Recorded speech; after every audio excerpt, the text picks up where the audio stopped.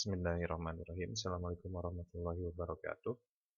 Kembali lagi di lanjutan materi tentang metode penelitian. Kali ini kita masuk ke pertemuan ketiga atau sesi ketiga dalam pembahasan metode penelitian. Di video-video sebelumnya saya sudah menjelaskan mengenai masalah penelitian serta bagaimana menentukan atau memilih masalah penelitian dari topik-topik yang berkaitan dengan interest atau ketertarikan kita dalam penelitian tersebut. Nah, langkah selanjutnya yang menjadi bahan yang sangat sering diperdebatkan dan sangat sering dijadikan pertimbangan khusus adalah memilih metode yang ingin digunakan. Banyak orang yang kebingungan mengenai menentukan bagaimana penelitian ini harus dilaksanakan. Apakah harus menggunakan metode kualitatif atau kuantitatif? Nah, bahkan ada dikotomi ini atau pilihan ini seolah-olah membandingkan bahwa kualitatif lebih baik dari kuantitatif atau sebaliknya kuantitatif lebih baik dari kualitatif. Nah, di video kali ini saya akan menjelaskan mengenai perbedaan atau perbandingan antara penelitian yang menggunakan metode kualitatif dan kuantitatif. Dan apakah penelitian yang akan kita lakukan harus menggunakan metode kualitatif atau kuantitatif. Nah, penjelasan yang akan saya bawakan akan saya mulai dengan sebuah tabel yang dibuat secara khusus dan tabel ini yang dibuat oleh Creswell itu sangat menjawab pertanyaan sederhana mengenai apakah penelitian yang saya lakukan harus kualitatif atau kuantitatif. Di pertemuan sebelumnya saya menjelaskan mengenai langkah utama dalam proses penelitian. Jadi baik secara penelitian kualitatif atau kuantitatif, secara prinsip prosedur 6 langkah penelitian itu selalu ditempuh. Dimulai dengan menemukan masalah penelitian. Jelas masalah penelitian harus ada dulu sebelum kita berbicara tentang metode. Masalah atau topik atau judul atau variabel yang ingin kita teliti itu apa. Kita harus sudah tentukan itu. Kemudian seperti yang sudah dijelaskan, masuk ke langkah kedua yaitu kita masuk ke ranah literatur review. Jadi tadi saya jelaskan mengenai bahwa yang namanya research itu dimulai dengan adanya masalah, problemnya, topiknya, judulnya, atau variabel yang ingin dikaji. Kemudian dari sini kita masuk ke literatur review. Literatur review artinya kita mulai baca, kita mulai mencari sumber, kita mulai mencari informasi tertulis, kita mencari penelitian-penelitian terdahulu yang berkaitan dengan penelitian yang akan kita lakukan. Dan ini sifatnya kalau bisa saya bilang wajib ya, terutama bagi peneliti pemula. Karena di proses literatur reviewing ini atau mengumpulkan kajian pustaka atau mengumpulkan sumber-sumber tertulis teori baik penelitian sebelumnya memberikan background knowledge atau pemahaman awal terhadap peneliti bagi peneliti untuk bisa memahami apa sih yang sedang dia pelajari, apa sih yang akan dia kaji, apa sih yang sedang dia bicarakan. Dan dari literatur reviewing ini akan membuka wawasan bagi peneliti, ya terutama saya sebutkan tadi untuk peneliti pemula, bagi mahasiswa yang baru mulai menulis skripsi misalnya, memberikan wawasan-wawasan yang lebih banyak tentang penelitian yang sudah pernah dilakukan oleh orang lain, bagaimana prosesnya, apa saja yang diteliti, variabelnya seperti apa, proses olah datanya seperti apa. Nah, hasil bacaan inilah nanti yang akan merunut atau mengarah pada mendorong pada keingintahuan yang lebih besar. Jadi saya itu ingin meneliti ke arah sebelah mananya. Jadi kalau bisa dibicarakan itu sebuah penelitian itu penelitian itu bagi melihat sebuah objek dari berbagai sudut pandang. Kalau misalnya kita lihat ada Rubik mempunyai beberapa sisi, nah tiap sisi memiliki warna yang berbeda. Artinya dari tiap sudut pandang orang bisa mengatakan, oh ini warnanya kuning, ini warnanya putih, ini warnanya hijau atau biru, dan seterusnya. Nah, dari pemahaman itu nanti kita bisa menentukan kita mau mengkaji sebelah mananya, kita area mananya yang ingin kita kaji.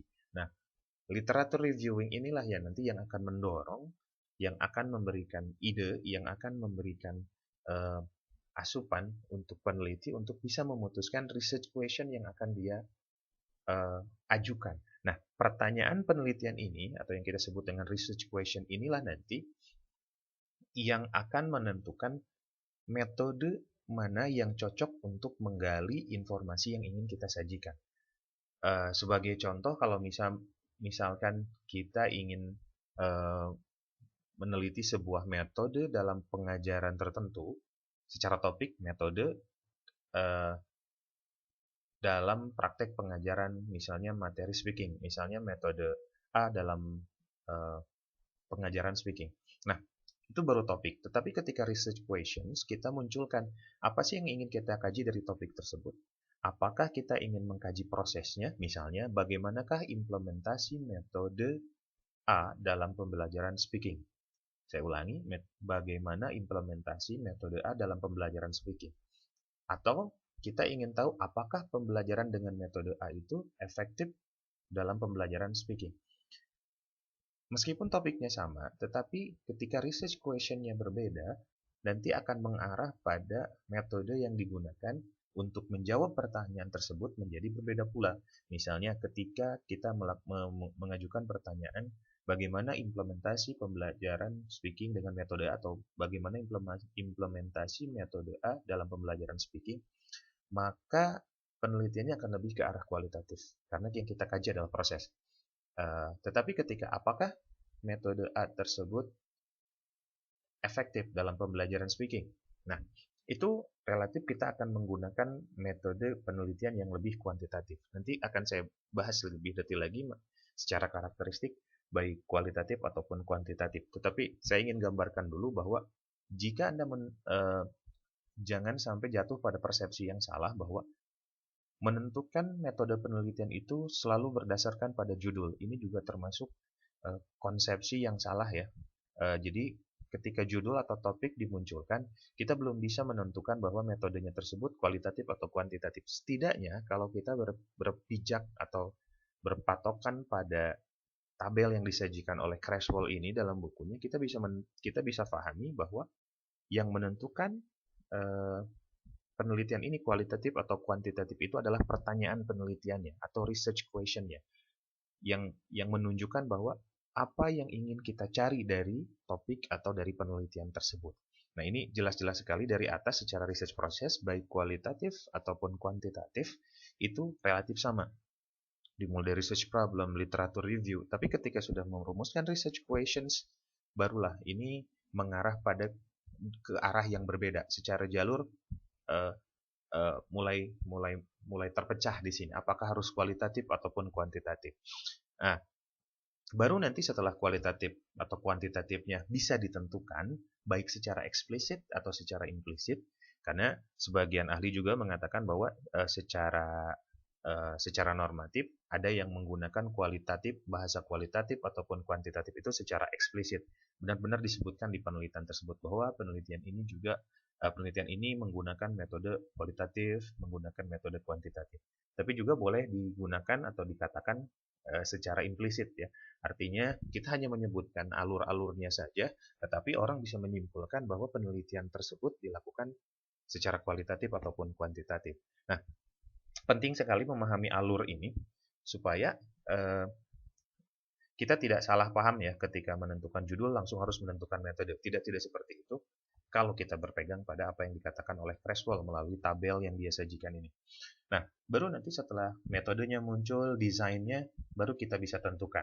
Karena ada desain yang lebih cocok di metode kualitatif, ada desain penelitian yang lebih cocok di kuantitatif. Jadi masing-masing ketika sudah terpecah nanti akan lebih mudah untuk menentukan apa yang harus kita lakukan, apa yang harus selanjutnya kita tempuh untuk menyelesaikan penelitian tersebut.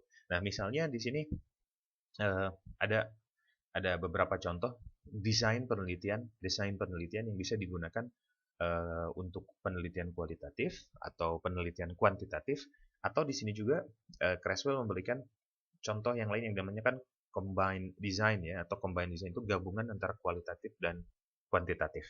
Nah, misalnya untuk kuantitatif kita bisa menggunakan penelitian yang eksperimental, correlational, atau survei. Ini jenis-jenis penelitian yang lebih cocok atau berada pada naungan penelitian metode kuantitatif. Tetapi kalau misalnya penelitiannya bersifat grounded theory, etnografi, penelitian naratif, ini lebih cocok masuk ke penelitian yang kualitatif. Nah, tetapi di antara keduanya ada area abu-abu yang bisa kita manfaatkan bahwa kualitatif atau kuantitatif itu tidak bisa menjadi sistem binary yang hanya dua itu saja. Dua-duanya bisa digabungkan, tapi dengan catatan digabung dengan cara yang baik ya. Nah, disebutnya combined design atau mixed method atau metode campur. Seperti misalnya yang bisa masuk ke area combined design itu ya mixed method, kemudian ada action research-nya itu sendiri. Nah, baik kualitatif, kuantitatif ataupun gabungan keduanya nanti masuk ke tahapan yang sama ya, yaitu tahapan di bawahnya itu ini ada tahap yang sekaligus dalam proses lebih pada lebih pada pengumpulan dan analisis data. Misalnya setelah menentukan metode, setelah menentukan desain, kemudian menentukan sampling atau partisipan atau informan atau subjek yang akan kita pilih dalam proses penelitian kita itu sama. Baik kualitatif, kuantitatif atau mixed method pun sama. Semuanya akan menempuh proses itu untuk menentukan kemudian instrumen atau protokol atau prosedur yang akan ditempuh dalam penelitian pun ada dilakukan. Setelah pengumpulan subjek penelitian, pemilihan sampel, pemilihan populasi atau sebagainya, masuk ke perumusan instrumen, perumusan prosedur dan lain-lain, nanti akan kita memperoleh data, kemudian melakukan data analisis, jadi data tersebut diolah. Dan setelah diolah, setelah masuk data analisis, kita masuk ke area interpretasi, pemaknaan data. Jadi pemaknaan data itu data yang mentah kita berikan pemaknaan sehingga lebih mudah dibaca, lebih mudah dipahami, lebih mudah untuk disajikan kepada para pembaca untuk mengetahui hasil dari hasil dari penelitian yang kita lakukan. Baru nanti kita bisa menyimpulkan, kita bisa melakukan pembahasan, menyimpulkan, kemudian menunjukkan batasan-batasan sampai mana penelitian kita ini di cakupannya sampai mana.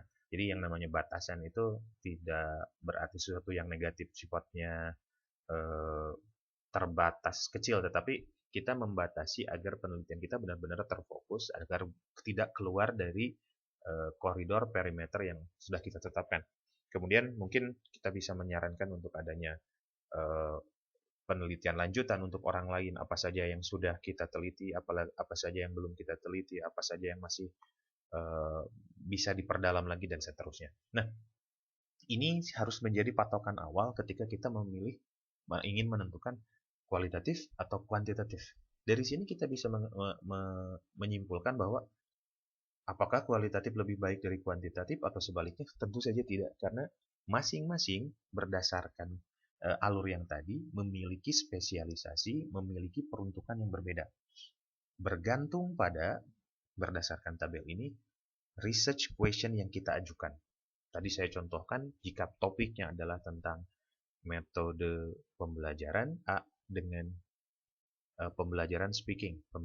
Nah, topiknya itu, tapi ketika seseorang menggunakan research question, apakah metode A efektif digunakan dalam pembelajaran speaking, maka penelitian yang akan dilakukan pasti mengarah lebih pada penelitian yang sifatnya kuantitatif.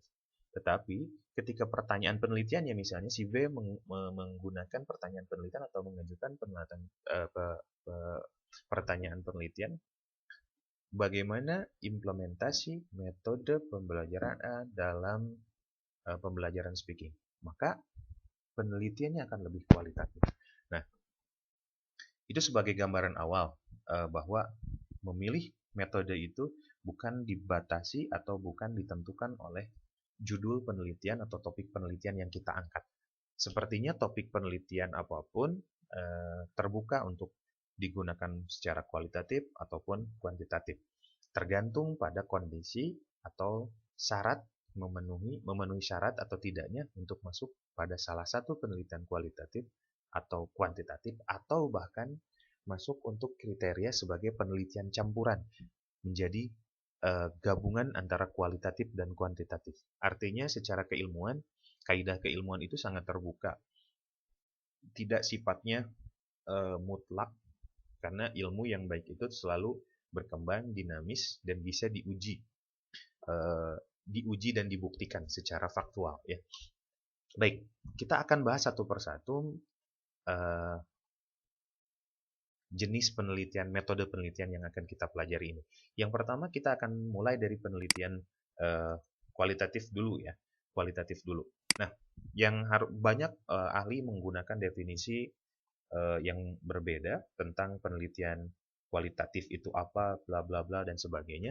Saya akan mengambil beberapa karakteristik yang diajukan oleh uh, ahli di bagian pertama saya ngambil dari Frankel, Whelan dan Hume mengenai ciri-ciri utama. Artinya jika penelitian Anda memiliki ciri-ciri yang seperti ini, maka penelitiannya akan cocok menjadi penelitian kualitatif ya. Oke, di bagian pertama kita bahas kualitatif dulu ya. Misal dari Frankel dan ini dan kawan-kawan ini, pertama ciri pertama yang namanya penelitian kualitatif itu sifatnya naturalistik. Artinya naturalistik itu mengkaji atau meneliti real world situations. Jadi sesuatu yang nyata, sesuatu yang tidak dibuat-buat, sesuatu yang ada, sesuatu yang secara alami sudah terbentuk. Non manipulatif, tidak ada ikut campur, tidak ada perubahan, tidak ada uh, uh, manipulasi, artinya direka-reka supaya memenuhi kriteria tertentu. Tidak ada campur tangan, tidak ikut campur, tidak ada pengaturan yang menetapkan harus begini atau begitu. Artinya dibiarkan secara alamiah berlangsung dalam keadaan yang sebenarnya. Nah, ini biasanya penelitian yang kalau Anda menemukan variabel yang misalnya Anda temukan bahwa sesuatu itu ingin kita teliti dalam konteks yang nyata, konteks yang tidak kita manipulasi, tidak kita campuri, tidak kita atur-atur dan sebagainya, itu lebih cocok memenuhi penelitian kualitatif. Yang kedua, secara filosofis sifatnya lebih induktif ya, analisisnya induktif. Jadi biasanya dimulai dengan mengajukan pertanyaan terbuka ya, tidak menguji hipotesis tapi benar-benar mengajukan pertanyaan terbuka. Artinya berbagai kemungkinan muncul untuk menjawab pertanyaan tersebut. Berbeda dengan pertanyaan yang menguji hipotesis, biasanya pertanyaannya lebih lebih uh, interrogatif atau lebih spesifik ya. Misalnya tadi saya contohkan bagaimana implementasi metode pembelajaran A dalam pembelajaran speaking. Sifatnya jawaban dari pertanyaan tersebut tentu mungkin banyak, implementasinya adalah A, B, C, D dan seterusnya. Prosesnya begini begini begini, itu sifatnya uh, sangat terbuka pertanyaannya. Tetapi ketika pertanyaannya misalnya apakah metode tersebut efektif dalam pembelajaran speaking atau tidak, mungkin jawabannya tidak terbuka ya, pilihannya cuma yes or no, ya atau tidak. Tapi untuk membuktikannya tetap membutuhkan proses yang panjang. Kemudian itu ciri yang kedua. Ciri yang ketiga itu holistic perspektif. Jadi kalau penelitian kualitatif itu melibatkan sudut pandang yang menganggap bahwa suatu fenomena, suatu keadaan, suatu gejala itu adalah suatu hal yang merupakan sistemik. Artinya menunjang satu sama lain sehingga banyak faktor yang dipertimbangkan untuk menghasilkan sebuah keadaan.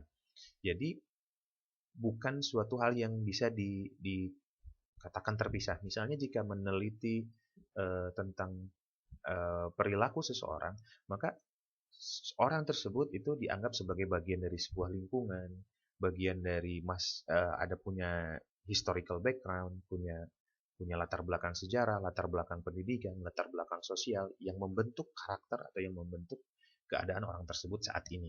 Dan faktor-faktor tersebut akan dijadikan sebagai sesuatu hal yang layak kaji, layak dipertimbangkan dalam penelitian kualitatif. Kemudian kualitatif, datanya bersifat kualitatif artinya detail, berbentuk sangat terperinci jika mengkaji seseorang, misalnya siapa dia, apa pekerjaannya, bagaimana, di mana dia tinggal, dan seterusnya secara personal information dia dikaji secara dalam. Thick description pun sama, ketika mendeskripsikan, menggambarkan, menjelaskan masalah yang dikaji, datanya harus benar-benar sangat sangat mendalam untuk disampaikan. Biasanya direct quotation capturing people's personal perspective and experiences. Biasanya berasal, data yang diperoleh berasal dari sudut pandang seseorang, pendapat seseorang, hasil wawancara dengan seseorang, hasil pemahaman seseorang tentang suatu keadaan. Nah, kemudian personal contact and insight. Jadi biasanya dalam penelitian kualitatif itu peneliti membangun hubungan yang dekat dengan subjek yang diteliti atau partisipan yang dilibatkan. Hal ini ditujukan agar si partisipan atau orang yang diteliti atau situasi yang diteliti memiliki data yang sifatnya jujur atau mudah diakses. Karena data akan lebih mudah diperoleh ketika orang memiliki kepercayaan, memiliki trust, memiliki keyakinan bahwa orang tersebut bisa dipercaya untuk menangani data yang disampaikan atau yang dimiliki. Nah, ini juga ada pendekatan personal sebelum pemerolehan data. Kemudian secara sistem itu dinamik ya. Dinamik artinya bakal banyak terjadi penyesuaian dalam prosesnya. Tidak mungkin fix harus tok seperti itu. Karena misalnya ketika kita meneliti manusia, manusia itu adalah makhluk yang sifatnya sosial dan dinamis. Bahkan ketika kebiasaannya pun rutin, akan ada saat-saat tertentu manusia itu menyesuaikan dengan keadaan sekitarnya. Sehingga penelitian kualitatif, kalau berkaitan dengan real world situation, situasi yang nyata sebenarnya, dalam keadaan yang nyata sebenarnya, harus lebih fleksibel. Tidak bisa rigid ya, terlalu kaku. Kemudian ada syarat berikutnya, yaitu ciri penelitian kualitatif itu orientasinya adalah mencari kasus-kasus yang unik. Artinya unik itu sangat spesifik, konteks spesifik, temporal spesifik, di saat tertentu, di konteks tertentu, di latar belakang tertentu, itu spesial dan tidak ditemukan di tempat yang lain. Makanya case study itu bagian dari kualitatif, karena benar-benar mengkaji sesuatu yang layak kaji karena unik. Unik artinya di sini memiliki data yang bermanfaat ketika dikaji. Kemudian yang ke-8, ciri berikutnya dari Frankel, ada konsep konteks sensitif. Disebutnya jika suatu fenomena dikaji di tempat A, tidak otomatis hasilnya akan sama dengan ketika dia dikaji di tempat B. Karena ada perubahan konteks pasti mempengaruhi terhadap keadaan yang sedang diteliti. Nah, ini harus diperhatikan bahwa ketika perubahannya benar-benar dikaitkan dengan konteks waktu, konteks tempat, konteks ruang, dan sebagainya, itu benar-benar harus dikaji bahwa penelitian ini lebih cocok pada area kualitatif. Kemudian, empathetic neutrality, artinya peneliti tidak secara absolut harus secara objektif. Itu tidak mungkin dilakukan dalam penelitian kualitatif, karena harus penelitian kualitatif itu lebih mengarah pada penelitian yang subjektif. Nah, hati-hati juga ketika memaknai kata subjektif, bukan berarti secara derogatif meaning ya, secara makna yang jelek, tetapi dimaksud dengan subjektif itu dan seorang peneliti itu dia mempunyai latar belakang keilmuan, mempunyai latar belakang preferences atau kecondongan terhadap suatu bidang dan sebagainya yang akan mempengaruhi pada penilaian secara personal dari sudut pandang yang dia gunakan. Nah, dari sudut pandangnya ini dia harus tetap dibekali oleh background knowledge yang kuat. Artinya ketika seseorang misalnya saya ambil contoh misalnya di kontes bakat menyanyi, misalnya kayak Indonesian Idol atau The Voice dan sebagainya. Setiap juri memiliki latar belakang sebagai penyanyi. Tetapi ketika memilih mengatakan bahwa si A lolos atau tidak, dia itu menggunakan unsur subjektif yang menurut dia berdasarkan pengalaman, berdasarkan pengetahuan, berdasarkan keilmuan yang dia miliki, ini seperti apa. Itu disebut subjektif, tapi tetap harus berlandaskan pada keahlian atau keilmuan. Kemudian ini juga tadi sudah kita bahas sedikit, bahwa desainnya itu lebih fleksibel, tidak rigid. Berbeda nanti dengan kuantitatif yang mentok mengikuti standar baku yang biasa dilakukan atau yang biasa sudah ditetapkan. Nah, jika masih menggunakan area ini, maka penelitian kita lebih cocok, lebih condong untuk digunakan dalam penelitian kualitatif. Kemudian dari Creswell ada beberapa penjelasan juga mengenai penelitian kualitatif. Misalnya,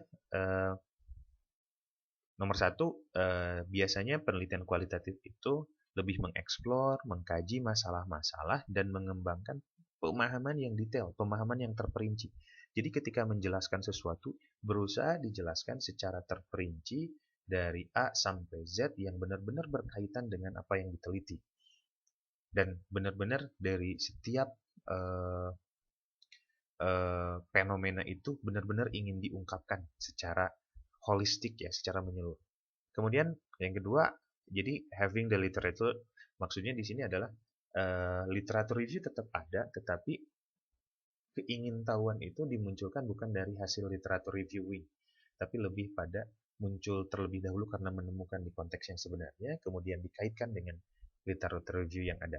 Jadi tidak sekuat di kuantitatif. Kalau kuantitatif nanti lebih banyak lagi fungsi dari literature reviewing itu. Kemudian purpose dan research question itu lebih broad, lebih terbuka, lebih luas, tidak tidak terfokus atau tidak menyempit ya, tidak menyempit.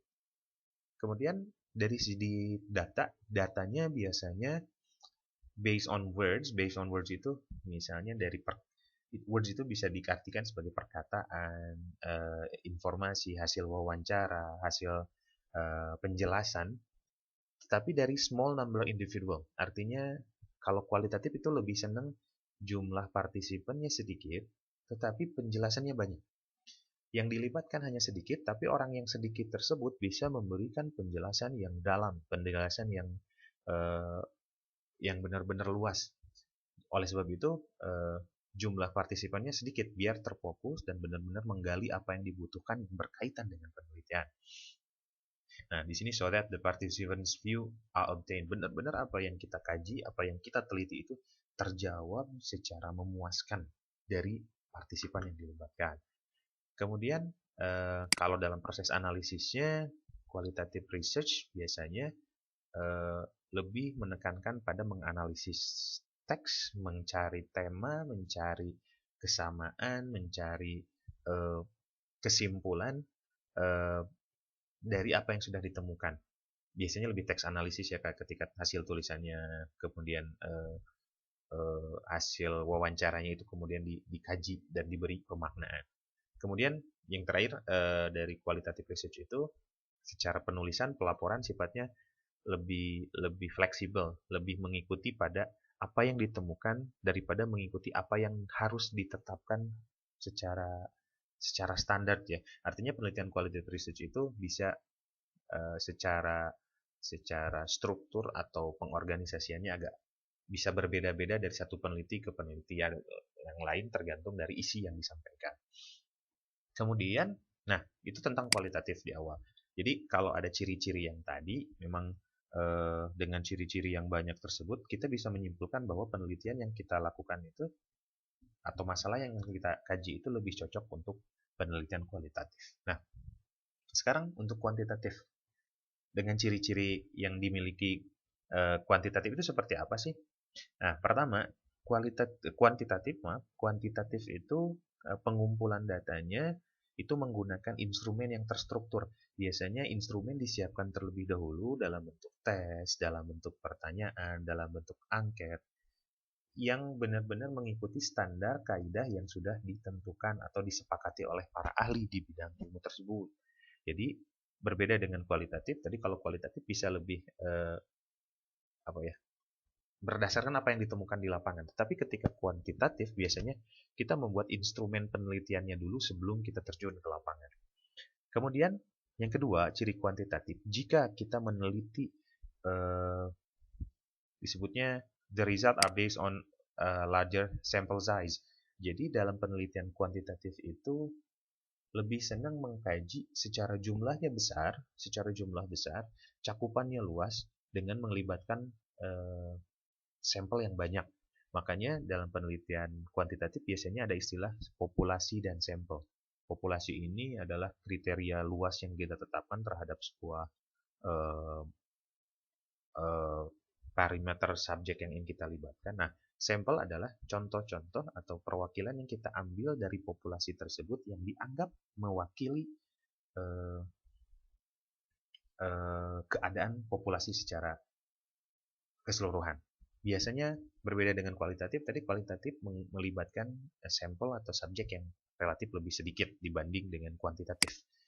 Kemudian yang ketiga, ciri kuantitatif itu, jadi kalau penelitian bisa direplikasi atau diulang artinya instrumennya dipakai, kemudian alurnya dipakai, prosesnya diikuti, tetapi dengan setting yang berbeda, dengan setting yang dengan orang yang dilibatkannya beda, itu lebih contoh untuk penelitian kuantitatif, karena penelitian kuantitatif itu sifatnya standardized, tadi disebutkan lebih lebih uh, lebih terbakukan bentuknya seperti itu. Kemudian misalnya di poin keempat, beda dengan kualitatif, kuantitatif memiliki research question yang lebih sudah tendensius ke arah satu arah. Misalnya tadi saya contohkan, apakah metode A efektif dalam pembelajaran speaking? Itu sudah mengarah lebih spesifik bahwa ingin mencari efektivitasnya saja, bahwa ini efektif atau tidak. Kemudian, yang kelima, ciri penelitian kuantitatif itu adalah all aspect of the study are carefully designed. Artinya, sebelum penelitian dilakukan, semua aspek, semua hal yang dibutuhkan dalam penelitian itu benar-benar sudah disiapkan. Persis seperti ketika meneliti tentang efektivitas sebuah obat, artinya alat yang dibutuhkan untuk menguji obat tersebut sudah disiapkan. Bahan-bahan yang dibutuhkan sudah disiapkan. Segalanya sudah dipersiapkan untuk kemudian diuji cobakan. Nah, itu penelitian yang sifatnya lebih kuantitatif. Dan biasanya penelitian kuantitatif itu dekat-dekat dengan bidang ilmu eksak ya. Bidang ilmu eksak karena lebih mudah, lebih cocok untuk digunakan uh, di dunia eksak. Beda dengan sosial, sosial lebih lebih banyak, lebih condong meskipun tidak eksklusif, lebih condong ke penelitian kualitatif ya. Oke. Kemudian yang keenam, ciri dari penelitian kuantitatif itu adalah data yang kita miliki itu biasanya berbentuk angka. Beda dengan tadi kualitatif. Kualitatif itu bentuknya tulisan, rekaman, video, hasil observasi dan sebagainya. Tapi kalau kuantitatif itu datanya sifatnya numerikal. Misalnya hasil tes. Hasil tes itu pasti berupa angka, skor, ukuran, uh, ukuran tinggi badan, berat badan, ukuran nilai, ukuran panjang lebar dan seterusnya, itu biasanya dalam bentuk angka datanya. Dan karena dalam bentuk angka, maka alat analisis yang bisa digunakannya itu adalah analisis statistik. Dan di penyajian ciri khas penyajian dari penelitian kuantitatif itu dalam bentuk tabel, dalam bentuk diagram, dalam bentuk gambar yang sifatnya non tekstual. Data utamanya ya, data utamanya gambar angka, tabel, grafik dan sebagainya. Dan tapi tetap artinya bukan berarti tidak ada kata-katanya. Grafik itu, tabel itu tetap dilengkapi dengan penjelasan secara tekstual. Kemudian nomor 7, yang namanya penelitian kuantitatif itu bisa ada generalisasi. Nah, tadi karena adanya populasi dan sampel, maka ketika hasil muncul dari sampel yang sudah kita buat, maka kita bisa membuat kesimpulan bahwa dari sampel ini secara keseluruhan keadaan populasinya sama dengan apa yang diperoleh di sampel. Artinya, kalau saya misalnya memilih uh, uh, orang Indonesia usia kisaran 18 sampai 25 tahun, laki-laki, dan saya mengambil 1.000 orang, sedangkan jumlah populasi seluruhnya misalnya sekian juta orang. Nah, dari hasil sekian ribu orang itu kita bisa membuat generalisasi bahwa secara umum laki-laki di Indonesia di urutan usia 18 sampai 25 memiliki karakteristik bla bla bla bla sesuai dari apa yang diperoleh dari sampel. Kemudian berikutnya ciri kalau penelitian kita kuantitatif itu biasanya kita menggunakan komputer software seperti SPSS, Excel, dan statistik yang lain untuk menganalisis data atau untuk mengumpulkan data. sebetulnya tidak wajib tetapi lebih memudahkan karena data secara angka itu akan lebih mudah diolah secara computerized ya, terkomputerisasi. Nah, contoh lagi yang lain dari karakteristik kuantitatif adalah eh, hampir mirip dengan kalau tadi saya ambil dari Frankel dan Whelan, yang ini saya ambil dari Creswell, bahwa biasanya penelitian kuantitatif itu menggambarkan eh, tren, menggambarkan sebuah keadaan yang sedang ada keterkaitan antar variabel ya, efek A terhadap efek B, korelasi A terhadap korelasi B. Nah, itu biasanya penelitian kuantitatif. Tadi literatur sudah saya jelaskan, research question juga sudah saya jelaskan bahwa datanya sifatnya numerik dan seterusnya, enggak comparing group, relating variable, enggak membandingkan kelompok A, kelompok B, menghubungkan variabel A, variabel B, menggunakan statistik dan seterusnya. Nah, tadi ada yang menarik juga yang terakhir, kalau penelitian kualitatif itu secara penulisan atau reportnya dalam bentuk yang fleksibel, artinya setiap penulis mungkin menyajikan dengan urutan atau disebutnya organisasi yang berbeda, organizingnya beda. Tetapi kalau penelitian kuantitatif biasanya relatif menggunakan standar yang relatif baku, bahwa penyajiannya harus ini dan sebagainya. Nah, jadi kesimpulannya, baik penelitian kualitatif atau kuantitatif itu memiliki kekhasan sendiri berdasarkan keadaan yang ingin kita kaji, terutama dipengaruhinya oleh kita menentukan bahwa ini kualitatif atau kuantitatif berdasarkan research question. Dan dari research question tersebut, kenali karakteristik yang tadi supaya kita tidak salah menentukan. Artinya, kadang jika kita menguji yang seharusnya dilakukan secara kuantitatif, tapi ternyata kita menggunakan kualitatif, akhirnya menghasilkan hasil yang tidak maksimal. Ini mirip kalau analoginya seperti kita menggunakan suatu alat untuk mencari, untuk menemukan, untuk menyelesaikan suatu tugas misalnya. Kampak adalah benda yang tajam.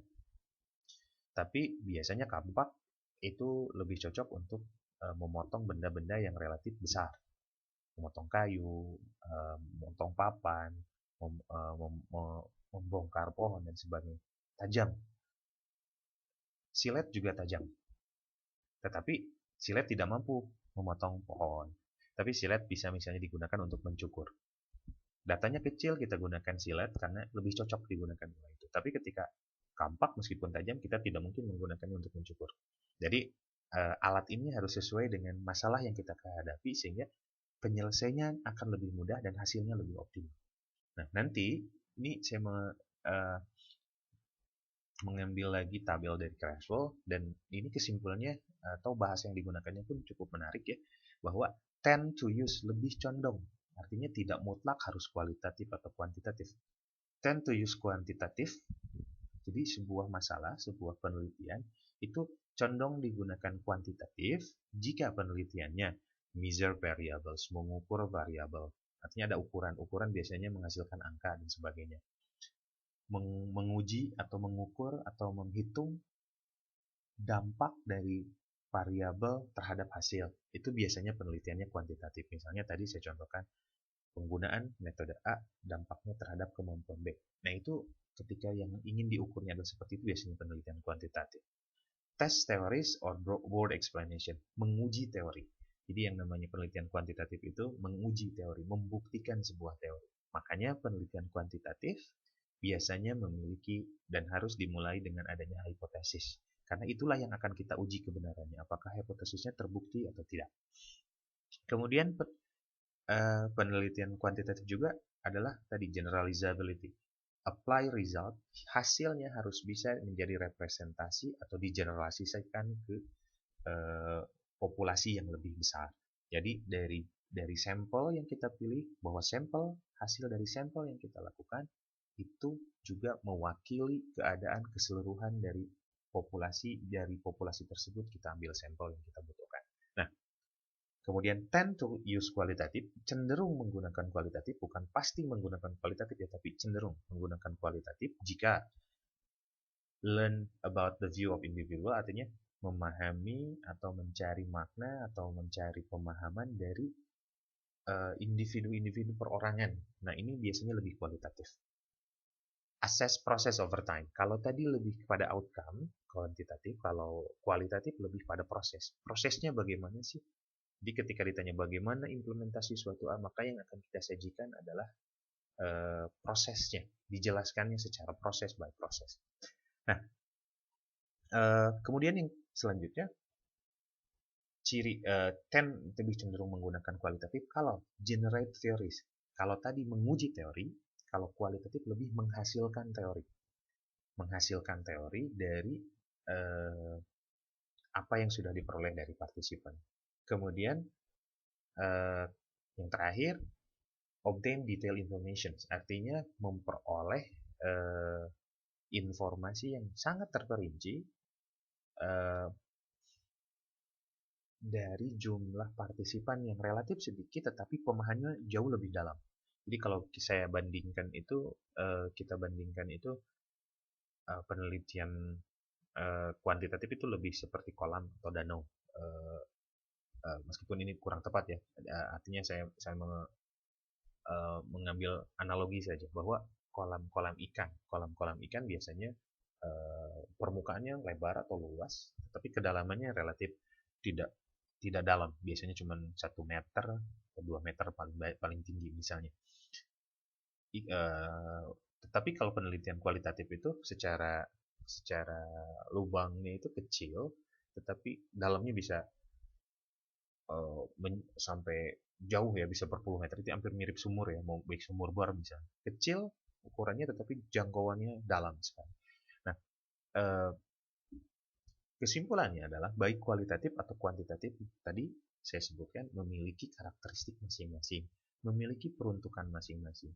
Tugas kita adalah sebagai peneliti nanti untuk bisa menentukan mana yang tepat untuk kita gunakan, apakah kualitatif ataupun kuantitatif.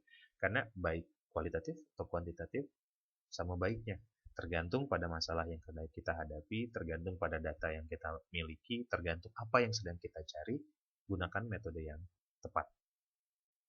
Baiklah, mungkin itu saja penjelasan saya tentang penelitian kualitatif atau kuantitatif. Terima kasih banyak. Assalamualaikum warahmatullahi wabarakatuh.